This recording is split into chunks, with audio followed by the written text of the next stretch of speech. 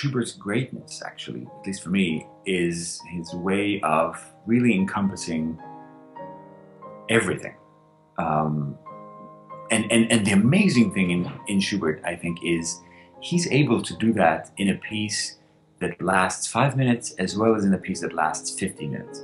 And often when the piece begins, you don't really know whether it's going to be a piece of 5 minutes or a piece of an hour of music.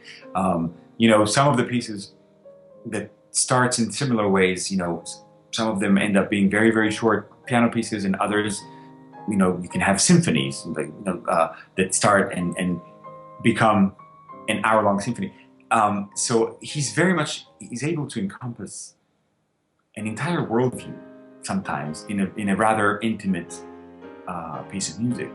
And that worldview, because his worldview is so complete, that includes both the humorous, or rather, well, it can be humorous, it can be naive. There's a lot of naivete in Schubert, and yet under all of that, there is almost always a very, very serious, dark, I would say, undertow.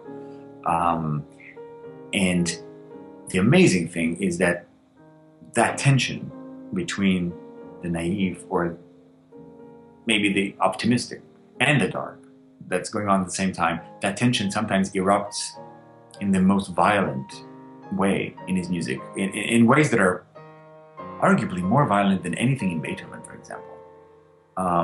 There is struggle in Beethoven, for sure, but sheer violence and sheer darkness like that is really quite rare, even in Beethoven.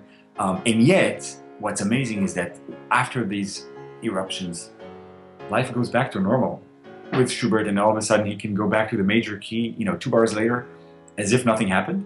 And you can argue that, that's his worldview, that, you can have tragedies, you can have horror in the world, and somehow, for better or worse, life goes on.